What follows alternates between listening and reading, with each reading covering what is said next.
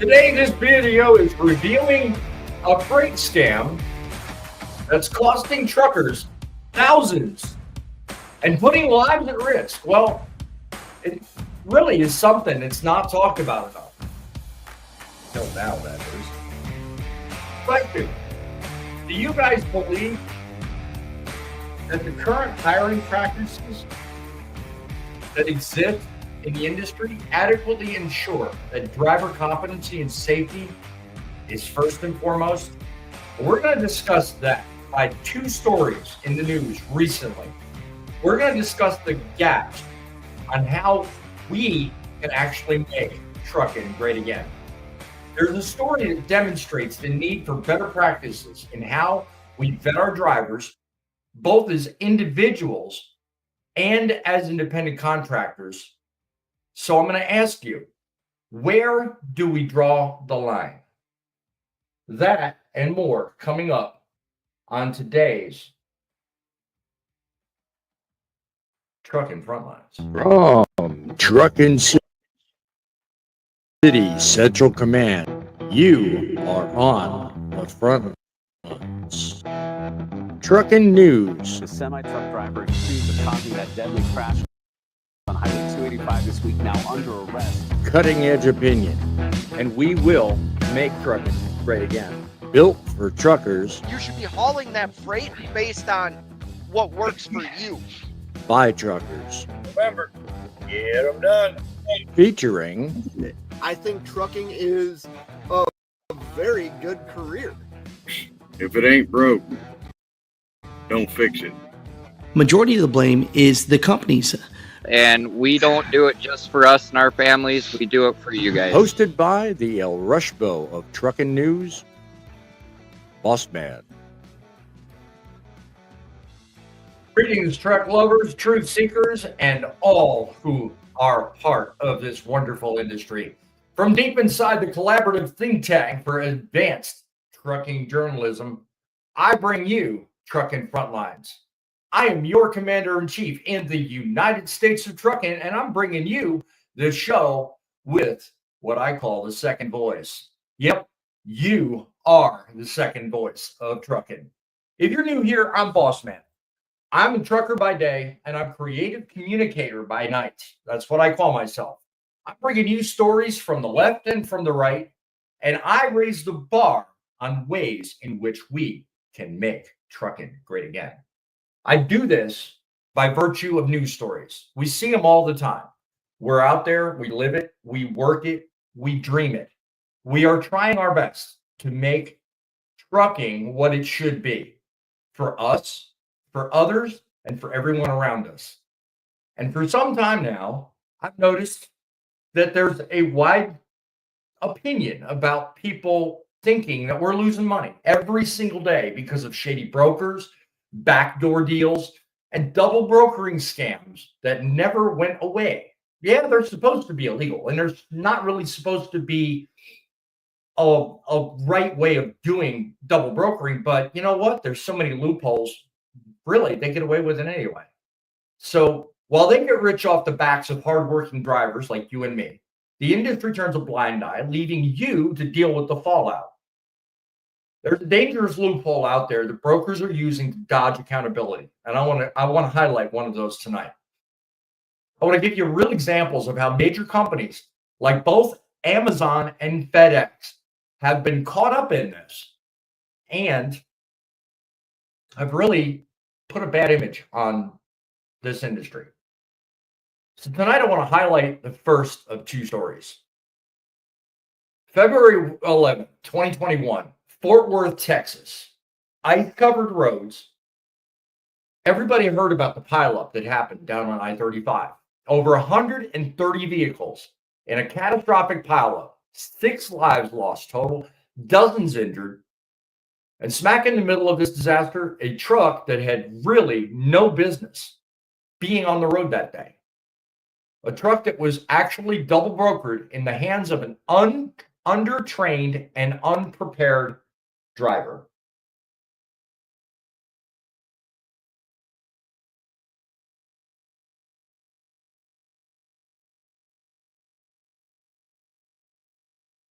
You've seen the images of the FedEx truck smashing into the pileup, the impact killing Tiffany and another motorist named Mike Wells.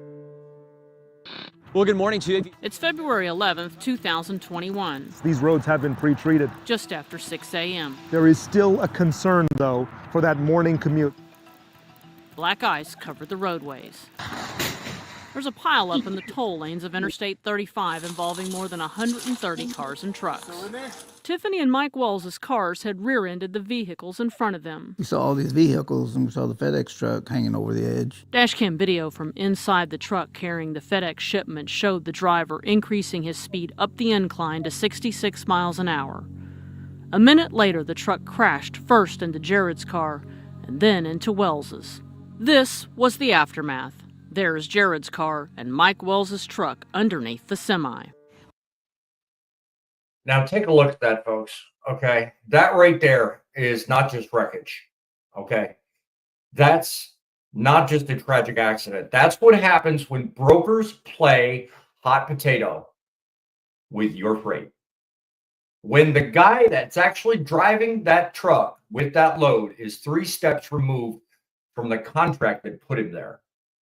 FedEx thought they hired somebody legitimate. The carrier that handled the load handed it off to someone else without telling FedEx. And that driver, he had no business being in those conditions to begin with.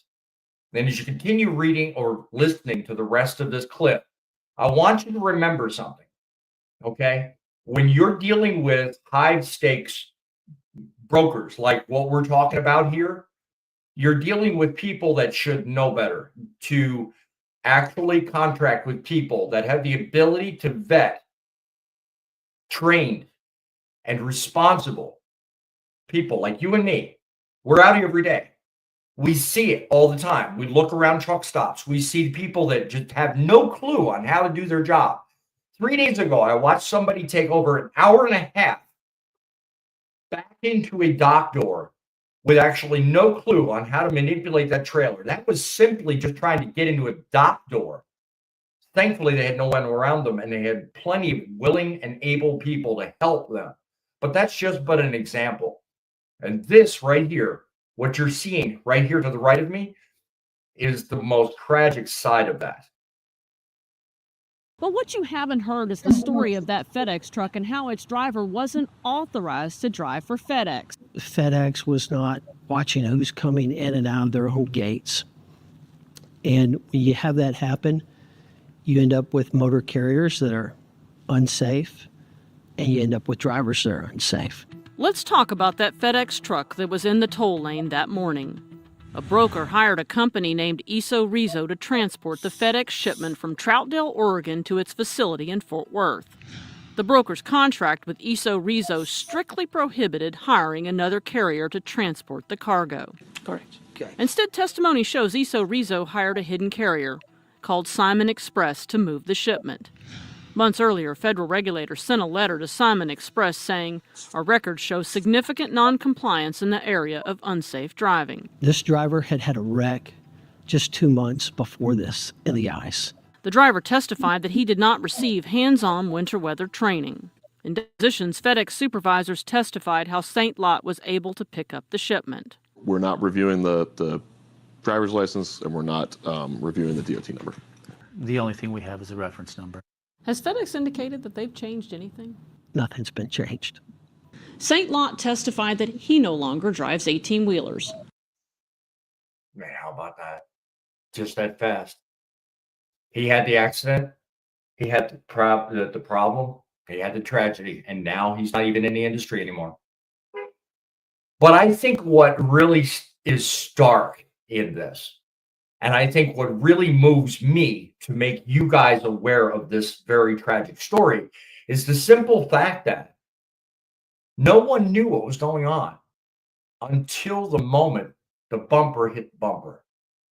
Until the moment of the pileup, nobody had any idea what was going on. And what's even more stark and even more scary is things like this still continue to happen. The very account that one person made working for FedEx, he said at the very end, all we look at is reference numbers. That very thing still happens today. I can't tell you the countless amount of people that I dealt with working for Landstar, which I don't work for anymore. I used to go into places like FedEx and like, the big guys like Amazon and all those, where I'm going to get to that story as well. But these people, all they look for is just specific numbers and specific things. They don't care who you are. They may make it look good and check your driver's license, but are they really looking at that license? Are they really looking at your MVR? Are they really considering what kind of a safety record you as an individual person? No, they don't. All they're doing is they're going off the carrier that sent you there. And if that carrier doesn't care, you're just nothing but a cog in the wheel. And the worst of it is people like those two individuals that lost their lives are the casualties in all this. So this accident may have happened 5 years ago, back in 2021. But the repercussions of it are still being felt today. So my question to you is, have you dealt with situations that you felt like, gee, these brokers just don't care? How often do we get into these situations where we're thinking, do these people really know what I am? I could be a criminal. I could be anybody.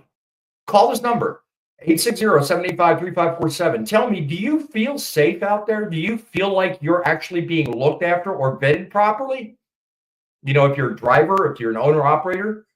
Do you think shippers and brokers care who really hauls their freight, or do you think they just want the cheapest truck? Let me know in the comments. Tell me if you're watching this on a replay. Give me a comment below. Let me know what you think.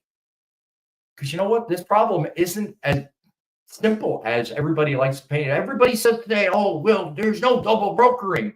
No, there is. It happened then, and it's still possible today. I want to bring up a couple of panelists because I got a couple of people that are actually with us today. I want to see what you guys think. Because you know what? I'm actually concerned. If people like FedEx and Amazon can actually get by and not check everything the way they should, it leaves me with a lot of concern. Larry, what do you think?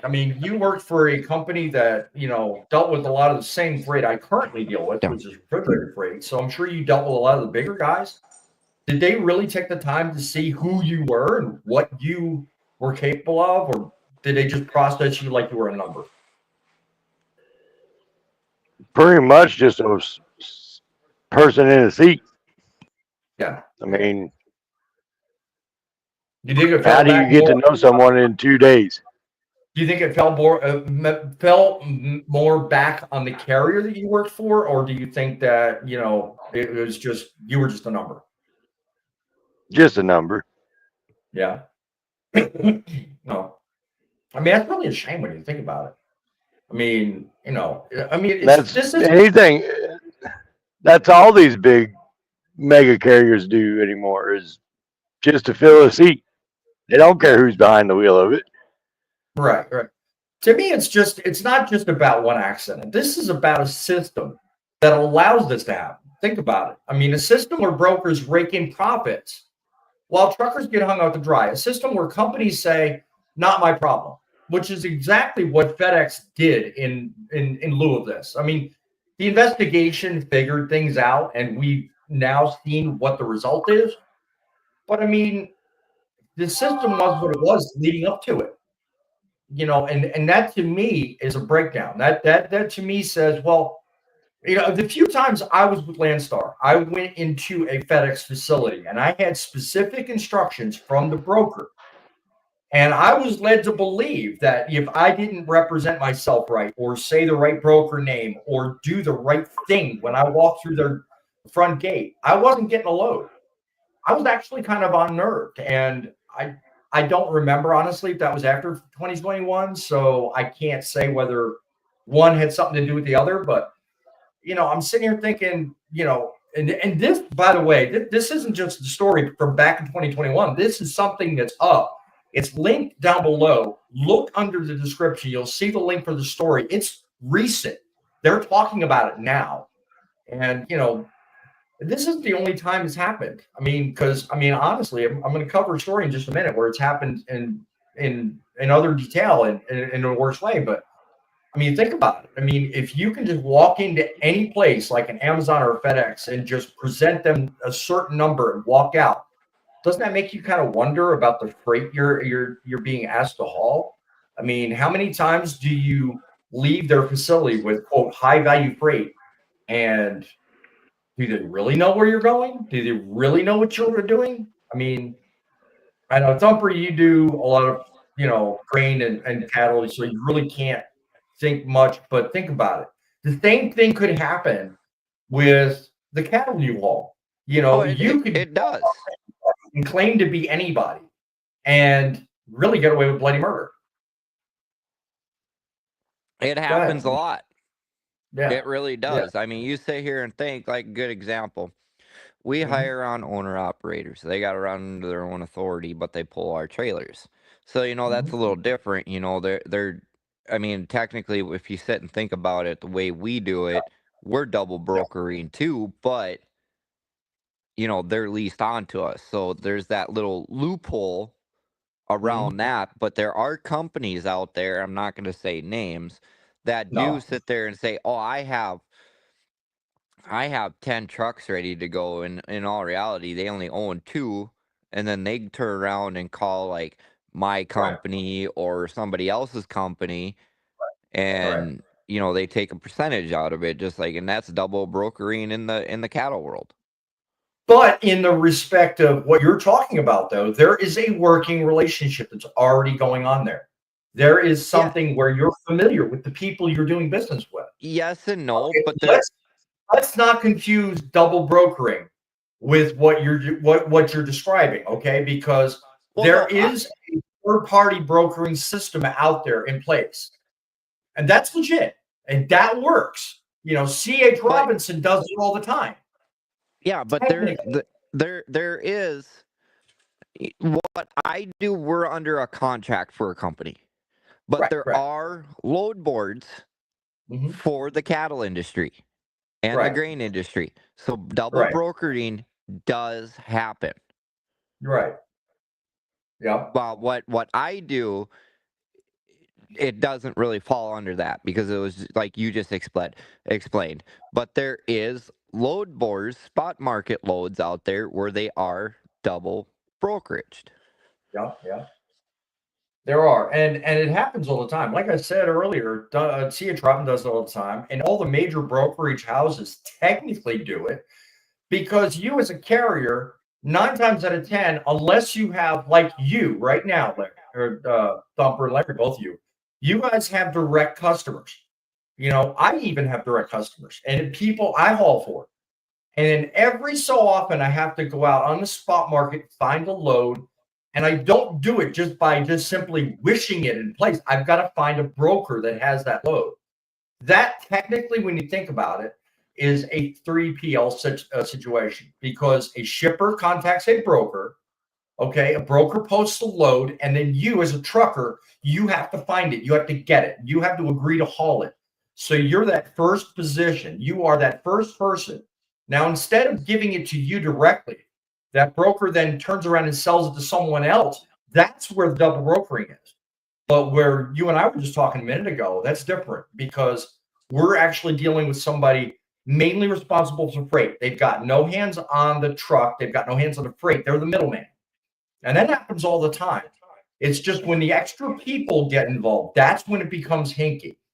Let me take a minute. Millie Crockett, welcome to the show. Thank you for chiming in, saying good evening, everyone. Hope you enjoy the show. If you're new, I've got a few viewers watching.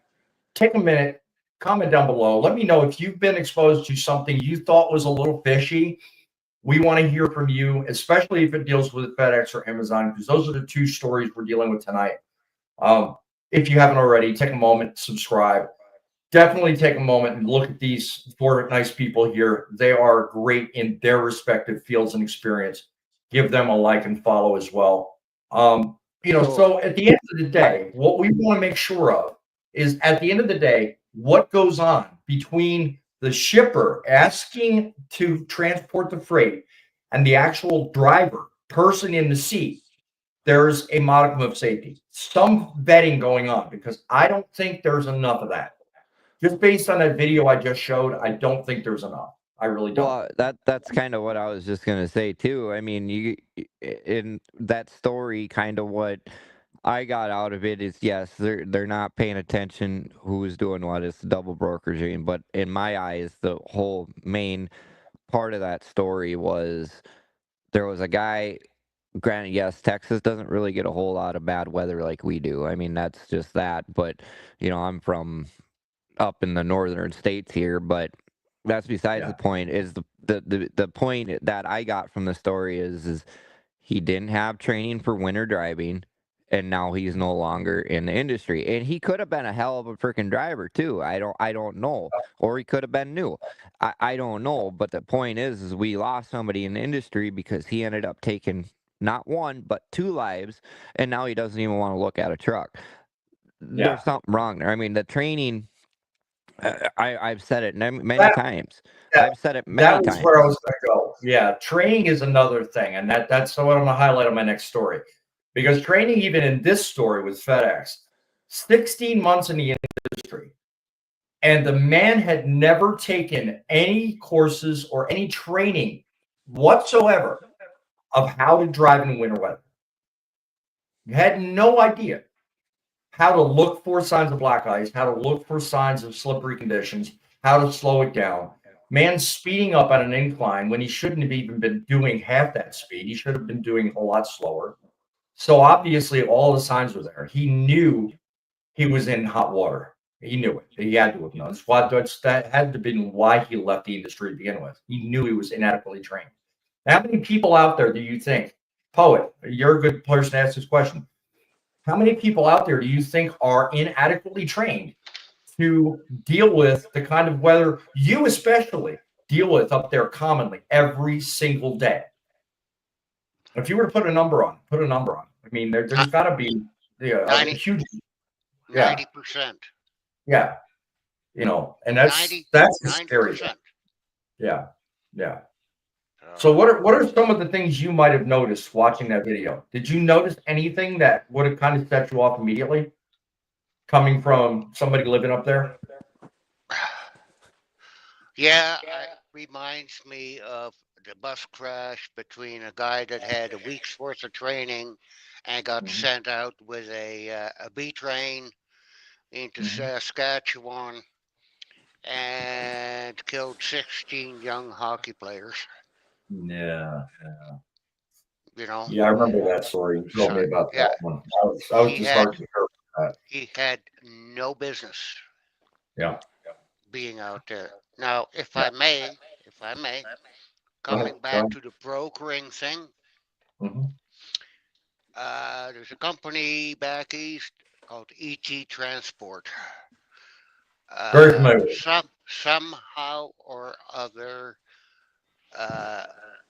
4 tractor trailer loads of extra virgin olive oil got ripped off via double, triple, and quadruple brokering. $1 million.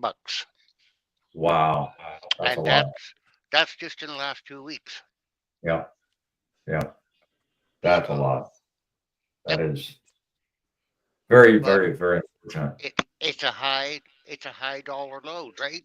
Yeah. Well, and that's the part of the problem. I mean, when you're dealing with high dollars, it tempts a lot of people, and that's what gets a lot of people in trouble.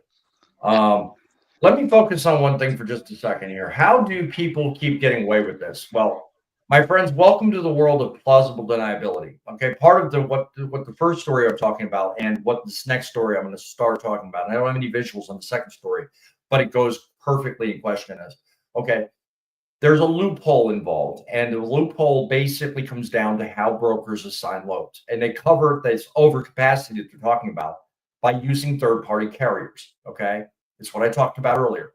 If a trucker complains, the broker blames the carrier. Okay, if a load goes missing, the carrier blames the subcontractor. By the time the dust settles, nobody takes responsibility. Nothing's done to fix the problem, and brokers play dumb when it's convenient. Okay. Oh, we had no idea the carrier rebrokered the load. We had no idea that happened. We only work with authorized carriers. These things are said. Meanwhile, they know exactly what's happening. They know exactly what's going on because money changes hands. And when money changes hands, you know exactly who's doing what. And then when the FMCSA comes knocking to investigate, they throw up some weak compliance policy in place and call it a day.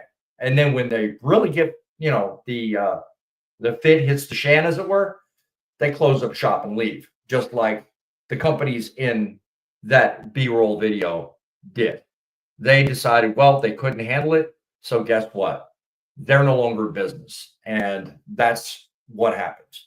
At the end of the day, people take shortcuts. And it's those very shortcuts that I've decided I wanted to highlight in tonight's show. Those very shortcuts are the thing that is making our industry crumble and fall, because you know what? A FedEx shipment was handed off to somebody who didn't have any business having it. The final outcome, an untrained driver driving in winter conditions, killing 6 people. Okay. 133 cars piled up on a roadway. 6 people later, and FedEx tried to distance itself from that. That's why the story is back in the news today, because people are holding them accountable for the mistake they made.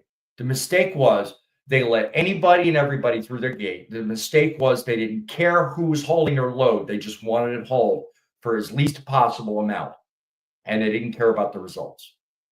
So that's my personal opinion on this, and I think a lot can be shared. I think a lot of people feel the same way I do on this, but a lot needs to be done about this whole deal. I mean, a lot of recent news has been in hot play. I mean, you hear it all the time.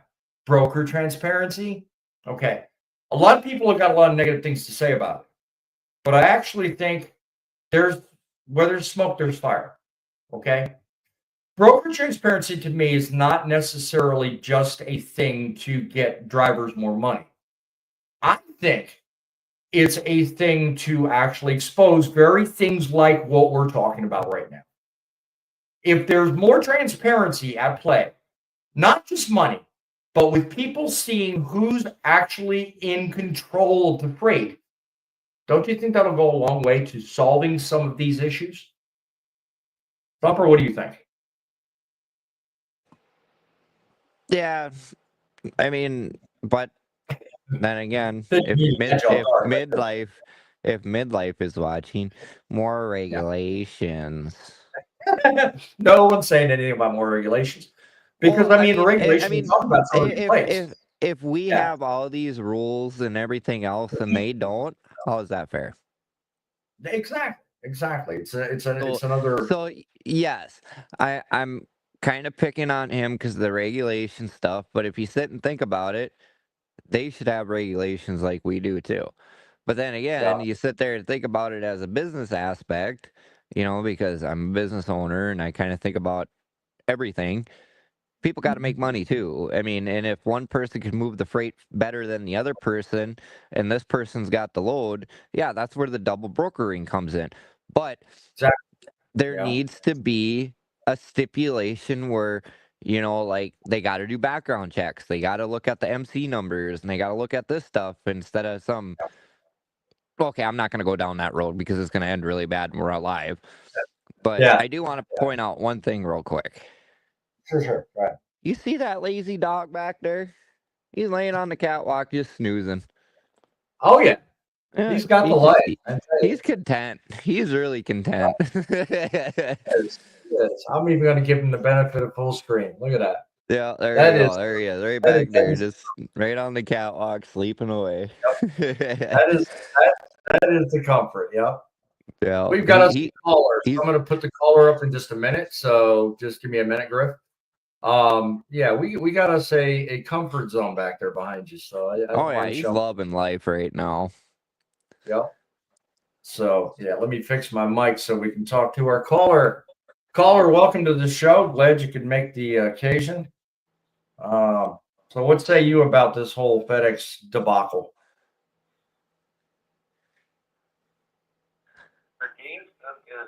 Like if Trump decided to try to do something like that, they will put him over everything, try to get them vetted and everything, stuff. But a lot of these newer drivers or third parties, they just let them go in and they barely have any experience as authority those. But well, it's crazy. It's also there's examples of third party or double brokering when you go through the delivery stuff and everything, and you don't ever get paid for it, and you everything off of the load. Well, and that's kind of one of the things I'm about to highlight. I mean, because money is only part of it. I mean, but the idea of you put a load out on the board, you know, and part of this broker transparency argument is perfect example, okay? Because Mother Trucker recently put out a video, and in that video, he was talking about a couple of brokers trying to expose others for no, actually, it wasn't brokers. It was an actual driver that was trying to expose others for outright theft. Okay. Because it's one driver on his channel. You'll have to check his channel out to see the video. But I remember watching part of it and thinking how crazy this was because it was right in lockstep with my show I was preparing for tonight. The driver got the load, was only offered the load for $1,800. But then found out through other sources that the broker was paid over $4,500 for that load. So this driver was pissed. And he was like, and that's only part of it. I mean, I'm talking about the training side of it. But this guy on Mother Trucker's channel was talking about the money side. You know, so I mean, you put the two together, and there's a lot to be said for people not doing their part. Broker transparency is a complaint problem with a lot of people. But it's not the answer. It's not the answer. It's only gonna solve part of the problem. But boss makes $1, I make a dime. That's why I poop on company time. There you go.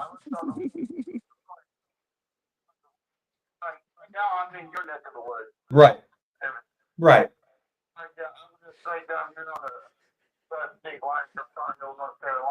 Okay.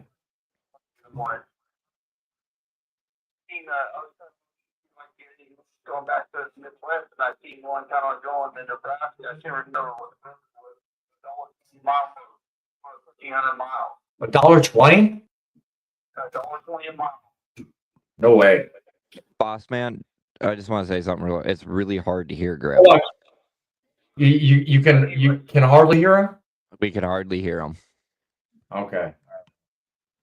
No, it's not your fault. It's probably my phone, and it's probably the way I've got everything set up. Yeah, because I'm set up differently than normal, so that's probably part of the problem. So I don't know. I doubt it's you, Griff. It's probably my phone. So An example was seen that video with the on you asked they went to the hold on. Keep talking, Griff. Keep talking.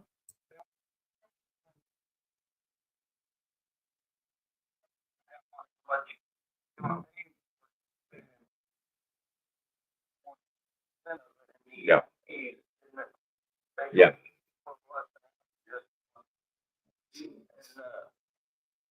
I will let me get like road for 45 bucks. Right. Right. I don't know. Let's see. I don't know if that made any difference. I made one adjustment. I don't know if you guys can hear him any better. I don't know. We'll try this for a minute or so. Boss man, I got a question for you real quick. Do you have your auto volume set up for your mic on? Yeah, I got that disabled. I just got the maxed. I got it maxed out, and I got my basic sound turned on my sound card. So I think it's just all stuff.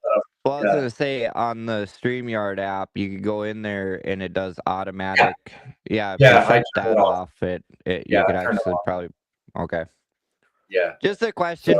So, no. I'm working these things out because I'm actually looking into a soundboard that has Bluetooth capability, so I can bypass this whole microphone thing. But I'm not monetized yet, so hey, it's a work in progress. What can I say? That's all we can do is struggle through it. It gets better every That's show. it. That's it. Well, Griff, I thank you for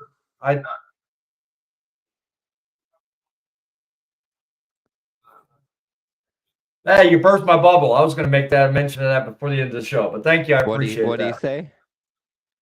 He said, "Congratulations on being nearly 750 subscribers." Oh.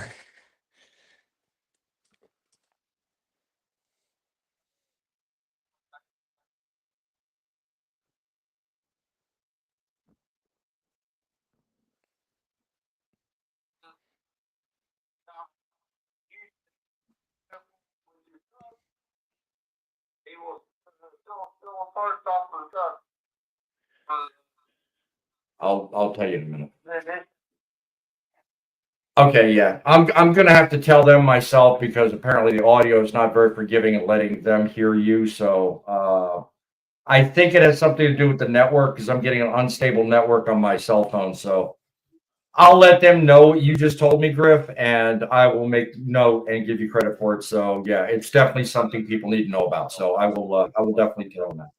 Hey, Griff, So- why don't you just get a box next time you come in? Then we can really hear you. Thumper says, just get a box next time.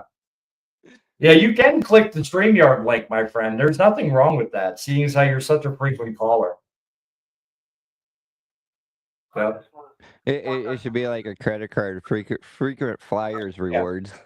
Well, no, what I'm saying, and I think what Thumper is intimating is by doing the StreamYard link, you can go incognito and you can treat the whole thing like a phone call. And we can hear your audio. We don't necessarily have to see your camera. So you can do it safely so that you're not violating laws. That's what you can do that in the future if you want. Just click the StreamYard link and just make sure your camera's turned off. All right, man. Peace out. Be safe, and we'll talk to you next time. What he was talking about was in Houston, there's an issue going on where there are certain truck stops. And if he can forward me, Griff, be sure and do this at a later point in time. Forward me any links or information that I can repost on my community feed and or pass on to Mother Trucker, because that was originally, he wanted to get a hold of Mother Trucker for this. And let people know that in Houston, they're actually looking at emissions parts on trucks. They're stealing ECMs. They're stealing, I don't know, a while ago, they were big on these computer parts that were inside the dashboards that if you have some of the newer freight liners would disable your trucks if they were removed and can be easily done. So that's what he was setting me wise to.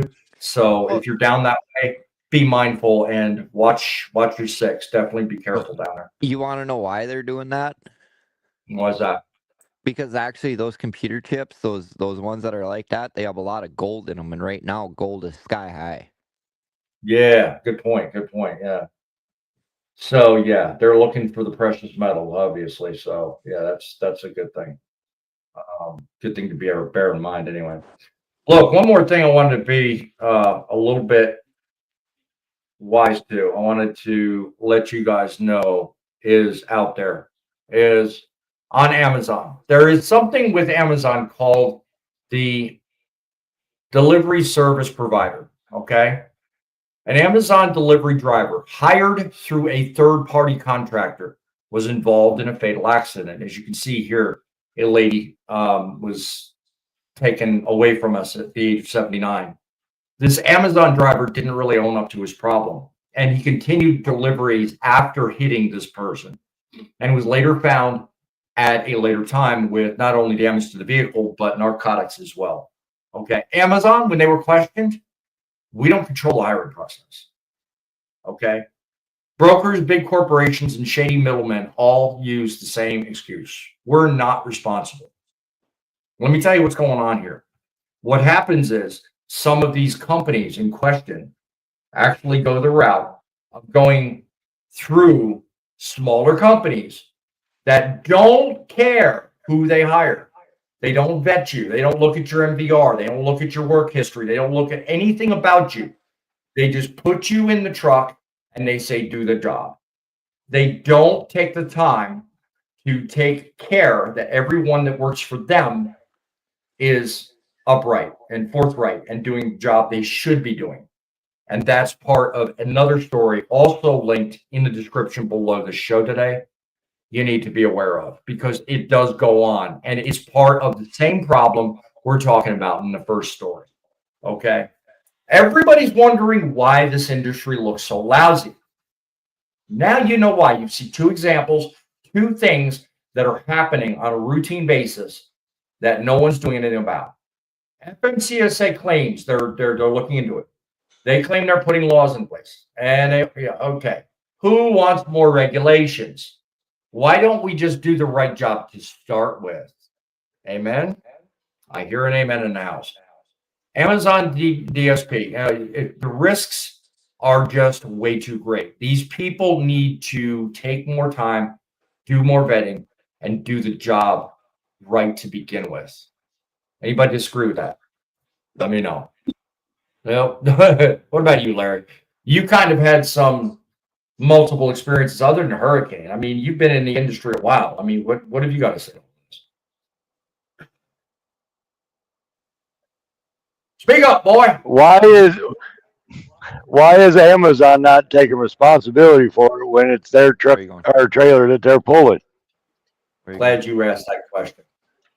DSP, delivery service provider.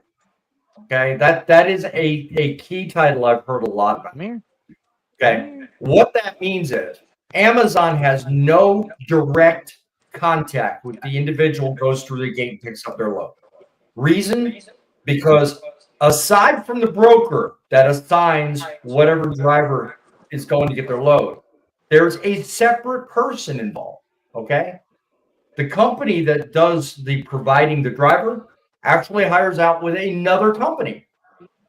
Okay, there's a separate person involved. So it's like 1, 2, 3, 1, how many?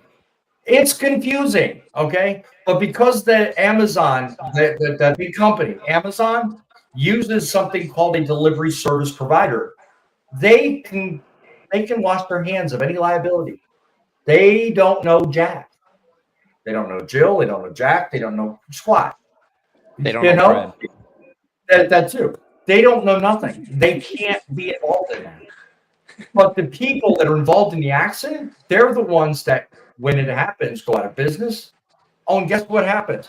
In case you didn't catch it with the FedEx story, the person that was involved in the accident is now running another trucking company. Same thing with the Amazon DSP. They're running other companies. They've since gone out of business. They're no longer, I don't know, driver involved is working, but I wouldn't want to, if I killed somebody, I wouldn't want to be in this industry. It's just me.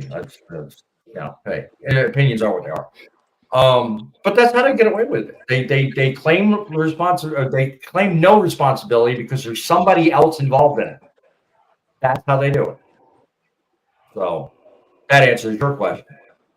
What do you think? I mean, does that kind of thing go on where you are? I mean, or do you Canucks handle things differently? No, it's pretty much the same thing. Yeah. We have third-party carriers hauling Amazon and FedEx up here, and it goes on all the time. Do you think However, those big companies are being held responsible, okay, and accountable if stuff goes sideways. Right. Yeah.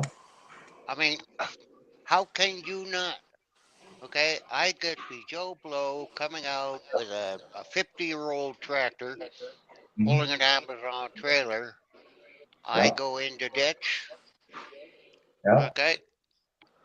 Yes, I'm gonna get right over the coals for that.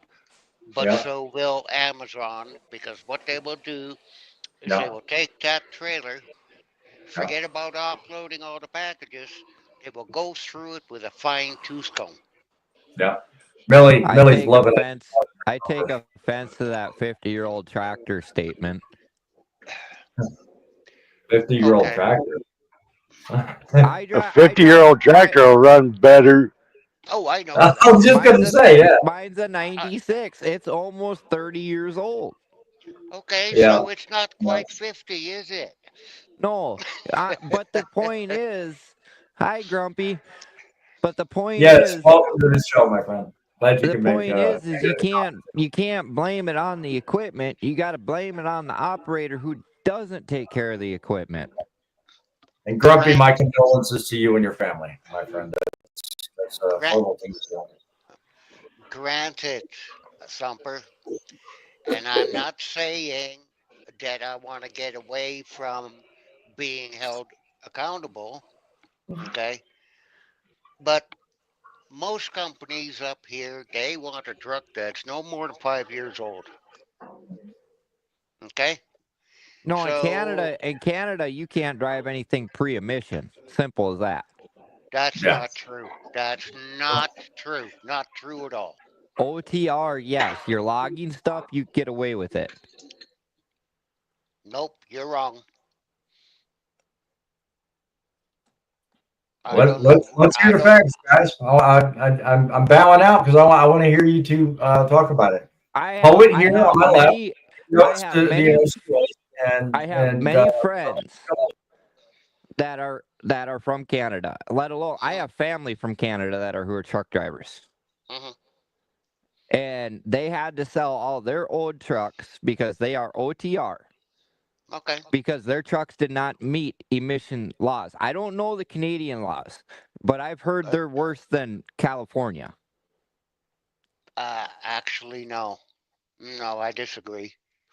It is the companies, okay?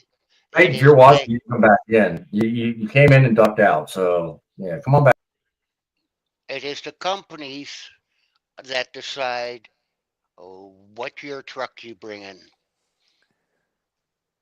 It's got nothing to do with the EPA or the Canadian equivalent. No. Okay, so then explain to me why they were forced to sell their trucks. This truck right here actually came from Canada. Okay. Because they had to get rid of it because it did not meet emissions law. Okay. Right. So What explain that to me. Okay. What I will do, I will research that. Okay.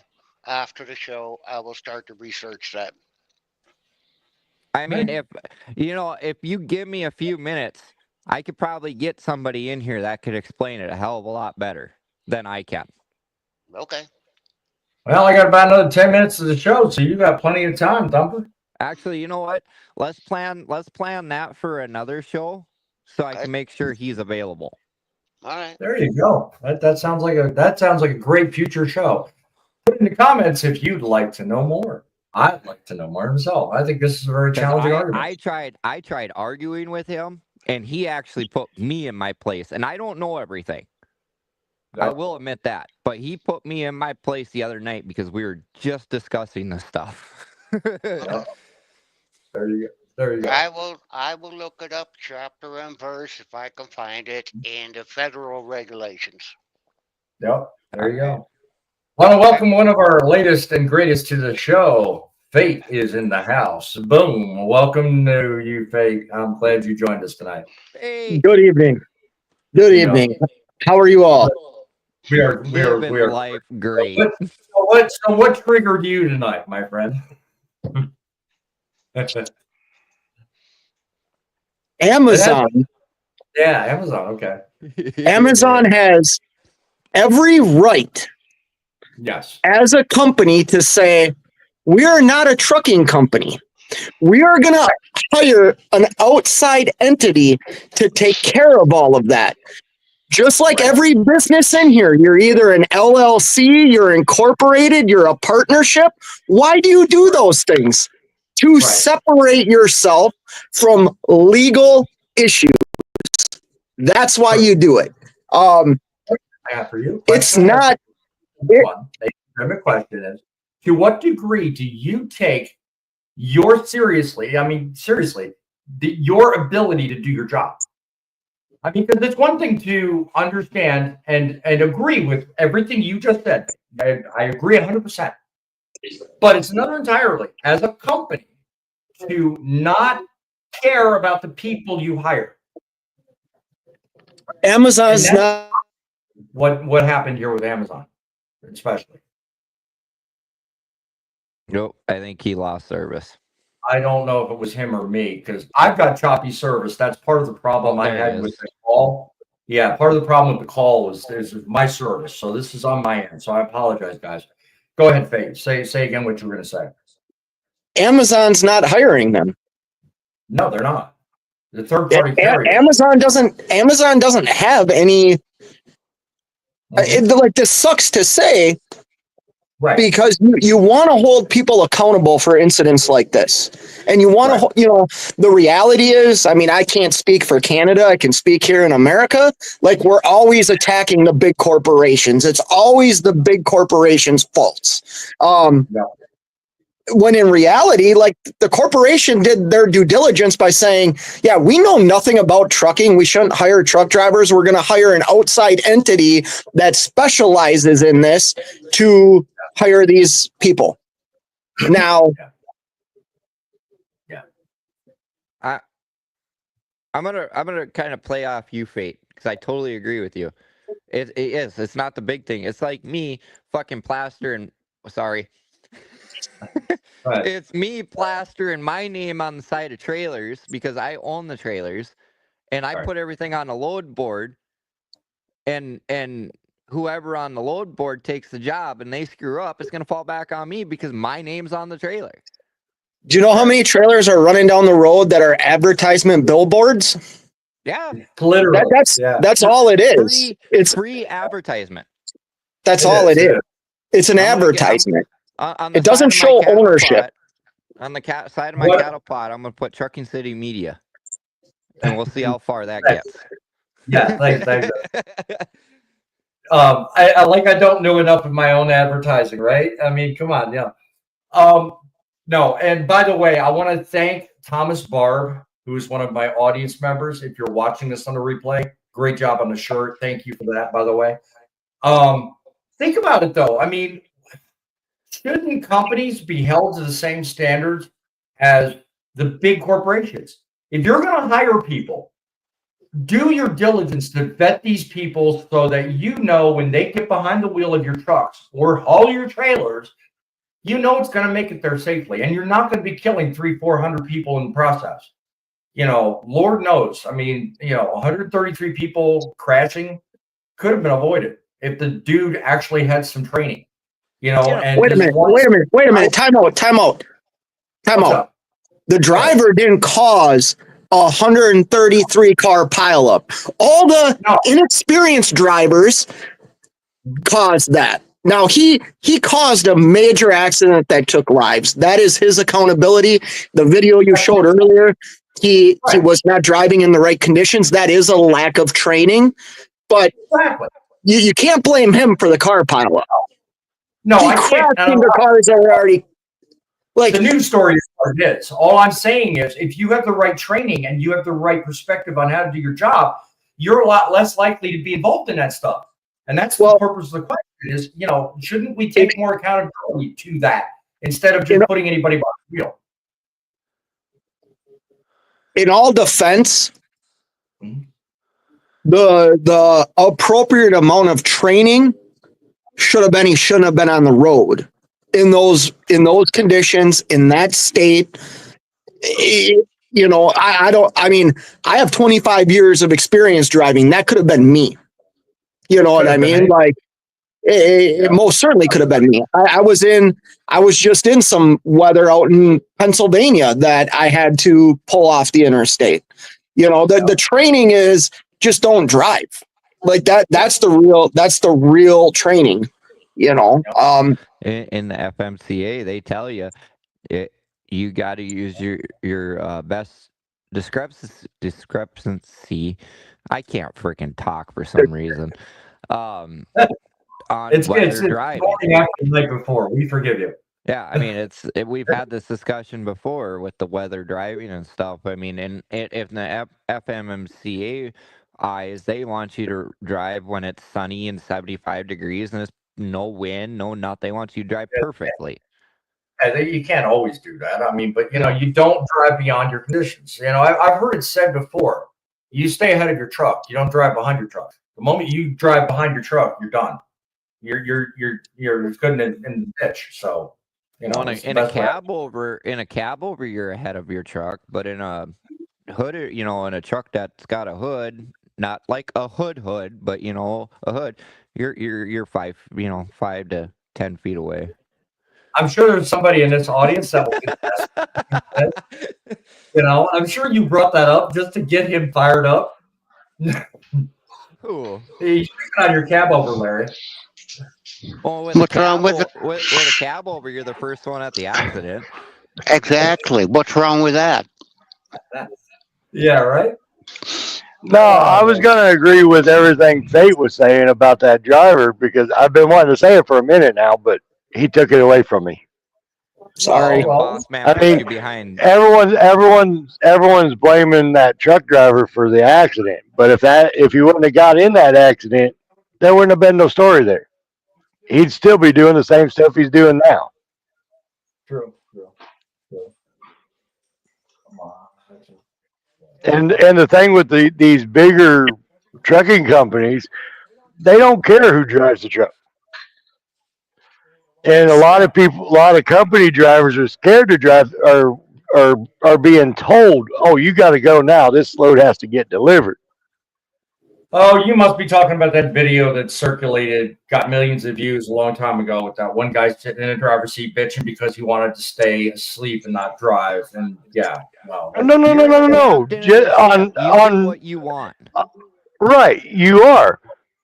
But when these new drivers come into this industry, they don't know they could tell their dispatcher or whoever's dispatching them, "No, I'm not. I don't feel safe driving." Well, I mean, it just goes back to. I mean, it goes back to the part of your pre-trip. If you're in bad weather like we are now, yeah, why not watch that weather report? Hey, I don't need to go anywhere. Yeah. I mean, they can always reschedule the load. That's all I'm saying. Except for our line of work, Larry. Right. Well, once we're loaded, we have to go. I get that. You know what, Thumper? Like, with all due respect, what you just said is the reason people put themselves in very, very bad situations. And I understand that cattle, live animals, and all that is 100% different than what I do. In no way, shape, or form should you ever tell somebody to do something that they are uncomfortable with. Ever. That is a recipe. That is a recipe for disaster. No, I understand what you're saying, and you misunderstood what I meant by that, and I totally agree with you. Right. When it comes to bad weather for us, if there's cows on the trailer, depending on where we're at, like from good example from Jamestown, North Dakota, all the way to Long Prairie, there is absolutely nowhere that you could unload those cattle. Right. And that's like a 4-hour drive. Right. Now, if say we pick up in Montana, like Miles City, Montana, we got Glendive, we got Medora, we got Dickinson, we got Mandan, and then we got Jamestown.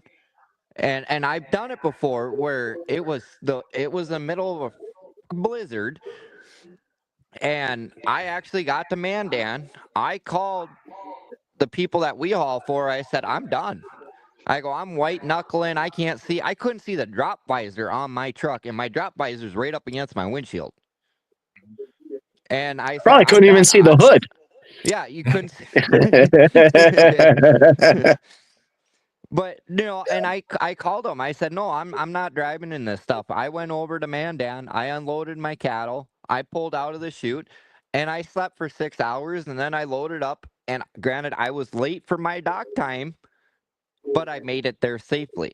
There are certain areas that we are at where you can unload, and the cows can't just sit there. Like if you're not moving down the road, because a lot of people don't realize, even though you're going down the road and you got all those little holes in the cattle pods, there's actually no wind in the trailer when you're going down the road. But if you're stopped and you got the wind blowing and everything, that's when they get cold and bad stuff happens. But when you're driving down the road, all that air actually gets sucked out of there and they actually stay warm. Yeah. Interesting. I didn't know that. That's thanks for teaching me something. Yeah, well, that's why, you know, when it's, you know, a sub below zero temperatures, you know, the cattle trucks, that's why you don't see them stopping very much. Because the more you're going down the road and the way those trailers are designed, it sucks all the ammonia, all the bad smells out of the trailer. And yes, there are some holes that are designed on a trailer to bring in some fresh air, but the body heat from the cattle and everything actually keeps them warm, and it lets all the bad air, you know, the CO2 and all the bad gases out of the trailer while you're going down the road. If you sit there and stopped, all that Mute your cold mic. air, huh? Yeah, I got it already. Oh. But anyways, all that cold air, when you're stopped, it goes through the holes, and that's when cows get cold. And then there was that whole thing earlier this year during that first cold spurt where a guy had a load of Holstein cows, and they all froze. They froze standing up. They were taking a tow truck and pulling them out. That's crazy. Not right. And that's because he stopped for 2 hours to take a nap, and that 42 head of cows gone. Wow. So that's I need to get why, caught up with the comments because I just noticed I got a few more in there. So let me get So caught this up on might that. sound wrong, Thumper, and I'd be curious of your answer here. Yeah. I believe that's a flawed design in what you have to do, because that driver pulled over to take a 2-hour nap, probably because he was tired. And you know what? 40 some cattle died. And I'm sure that's a huge expense, a huge insurance claim. But it's a lot less than him falling asleep behind the wheel, killing all the cattle and killing my daughters on the road. So I would say that's a flaw in like what you guys have to do. I don't actually no. So I wish I had a trailer in here to show you, but he screwed up. It's all on him. In the wintertime, we have either plugs or panels we got to put on the side of our trailer to keep them warm. Yep, I've seen that. And he didn't do that. His trailer was completely open. So it's all on that driver. Yeah. Because he didn't put any panels, he didn't put any plugs in it. Like right now, with it being as cold as it has been up here in the north, we're supposed to be 50 to 70% plugged. Last week, Thumper, how long you spent digging out frozen plugs out of your trailer? I mean, you spent almost the entire night doing that. Yep. I mean, that's cows crazy. knock them. That's why I prefer to have the sideboards, because the sideboards sit on the outside of the trailer, and then where the step rails are at, you put a wedge in there, and that sucks that right up against the trailer, and it keeps the heat in. Yeah. Now you can't. I see a lot of trailers that are 100% plugged, and it's kind of bullshit because all those gases and stuff can't escape. You know, up in Canada, their trailers, they're recommended to be at 100% plugged. But the thing is, with those Canadian trailers, you know, your door sits, you know, about that far open in the back, and then on the front they actually have sliders, so air circulates through the trailer. Yeah. And like the trailers that we have down here, not all trailers are like that. The trailers that I have, they don't have sliders, so we got to leave a couple of the big holes open so it circulates and stuff like that. Right. So, yeah.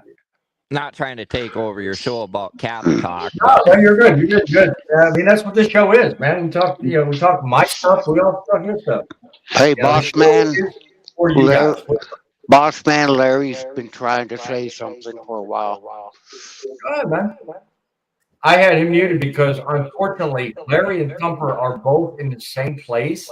So that feedback you're hearing, that's because they're in the same building. But go ahead, Larry. But that goes back to where the pre-trip comes in at, because everyone thinks your pre-trip's just your truck, right? Yeah. They don't think to look at themselves. Am I fit to drive this truck today? Am I ready to drive this truck today? Should I drive this truck today? And well, and it goes beyond that. I mean, is the weather going to cooperate? You know, I fail that pre-trip every morning, I guess. I mean, yeah, Hey, you make a good point, have you Larry, had a set because of it's duels come not off your only trailer? you. It's not only you, but it's also, are you capable? Is the weather cooperating with me? Is everything going to line up so that I can get where I'm going on time? You know, so kudos to you. And, Good point. and even Thumper told me that if the weather's bad, don't load your cows until afterwards. So yeah, it's not like we run unsafe. Sometimes we run into that stuff while we're loaded, after we're loading, but you just slow down and take your time through there. Yeah. But Ari in the house, she says, common sense isn't that common nowadays. It's sad. Yes, it is. And I assume that's my daughter commenting. Ari, God bless you. Thank you for commenting and watching the show. So let me ask, I mean, are we wrong in calling out this stuff? I mean, think about it. The whole purpose of today's show is, and this is really where I started and stopped. Where do we draw the line? It's abundantly obvious by everything that's been on these two stories and other things we're talking about tonight. You know, a lot of improvement needs to be had when it comes to hiring people, hiring drivers, who you deal with, who you actually hire on to trust moving your freight. You know, so my question is, do you think people that are in the business a while are taking advantage of those that aren't? Do you think that's a possibility, or do you think maybe I'm reading it wrong? What do you guys think? You always read everything wrong. Yeah. Well, if you're fake trucking, yeah, I read everything wrong. You know, just saying. No, I mean, if you're anything like me, you're dyslexic, so you flip everything around. Oh, God, I wasn't picking on you, but thank you for opening that door. I appreciate that. So anyway, go ahead, Faith. No, I mean, in a serious note, I mean, your point of view on stuff is you try to nitpick to see stuff differently, and then we try to steer you on track is kind of how I see it. But also at the same time, nitpick. Do I nitpick? Do I really nitpick? Don't even go there. My wife's in the background. Your wife is shaking her head. Yes, I can see it right now. Yeah. But no, I mean, on a serious note, yeah, the stuff needs to be talked about because, I mean, if you sit and look at the major media, they just say, oh, this person did this person did that, and leaves it at that. There's no discussion. You just crossed the line. Dude, you just crossed the line right there. You used the word nitpick and mainstream media in the same sentence. Do you realize what you just did? You opened a can of whoop ass. You really did. That's my job, dude. I do that. I nitpick what they say because it's usually wrong. No, there's a difference. There's a difference, though. You open it up for discussion. I'm talking about the big names. Oh, they just say this person did this. This person lost his brakes and killed this many people, and then they leave it at that. They don't actually discuss it. Yeah. Well, the story did go, and Fate brought this up. Congratulations to you for noticing that, actually. And I thought about it, but I thought, no, I'm going to let it go the way it is because they're the ones who wrote the story. But, you know, the story was told and the video produced it as if the fellow driving the truck caused the accident. No, he didn't. The fact that he was untrained and behind the wheel is what caused the accident. I know that. You know that. Everybody can see that.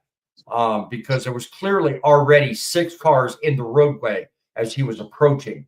So he didn't cause the accident. He contributed to it. But the larger point I'm bringing up is, you know, where do we draw the line? Where do we actually do what should be done in the first place, which is hire people, train them correctly, and make sure they do the job they're asked to do? That's where the tonight's show is. Where do we draw the line? So, go ahead, Faye. Go ahead. That's almost an impossible task. Question you mean? Yeah, right. And what I mean by that is I've met a lot of drivers over my years that talk a big game, that have the years of experience, that have all these things. and you put them in a position, and that 10 years of experience really equivalates to like a year and a half. It twists. It twists. You know, like I get what you're saying. I'm joking. But companies can only can only take the word of the person that is applying for the job on the application. Then they can only take the word of the insurance company that says this person is okay to hire. Right. And then if they're there's records to back that up too. Yeah, like yeah. Why do you think I retired, Fate? What do you mean? Because you can't We drive. were fine until you piped up. God, no. I always said that I would not go out with a bang, meaning a crash and take out some people. And it's gotten to the point where my depth perception is going. Okay. There's a couple of other issues. I'm not as quick as what I used to be. My reaction time is slow. Hang on. My reaction time is slower. And I decided that it was time to hang up my double clutching boots because it was time. Right. You're making a good decision. You double clutch in Canada? Say what? You double clutch in Canada? No, man, we you gotta float the gears. There ain't no double clutching.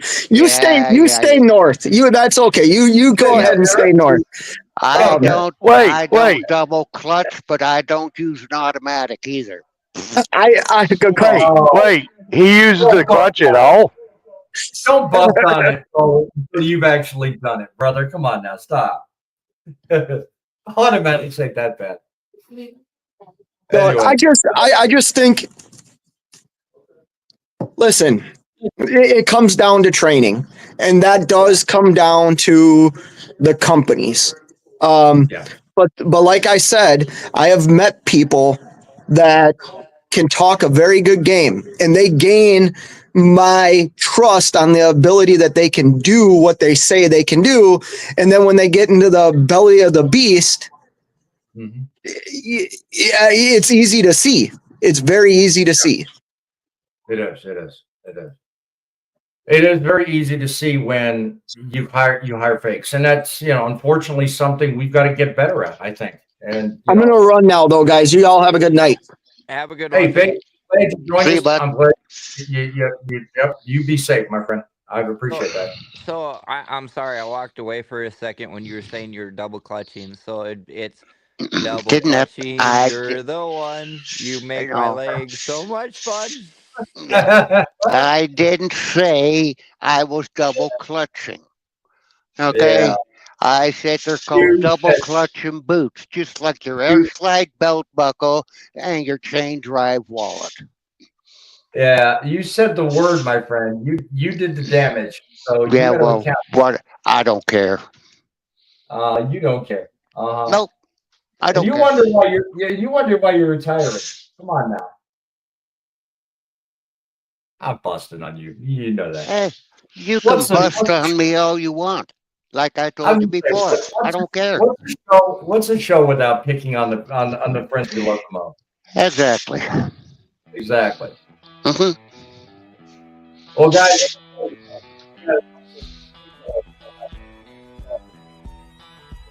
and I'm gonna make it real simple and real easy. Okay, we started this conversation with one simple, powerful question: where do we draw the line? And after everything we've exposed today, everything we've talked about on this show, it's perfectly clear. The line should have been drawn a long time ago. In Fort Worth, it's a disaster that never should have happened.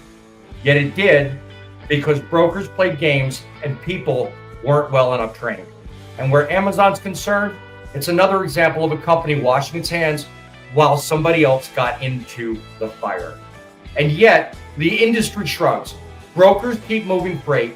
Corporations keep raking in profits. And who gets left holding the bags? You and me. We got to do our part. We got to do what's right.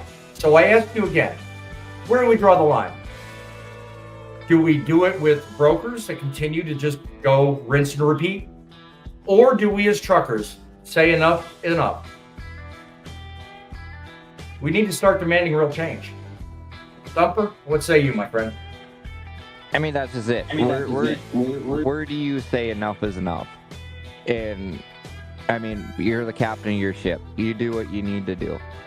And if you think it's unsuitable to drive or whatever, you need to stand for your ground. You need to be there and stand up for what you believe in is the main thing. And that's all you can really do. I mean, you're the driver. You have full control over that truck. You do what you need it to do. And just work hard at it. Specialize in something. I always say that. Specialize in a skill.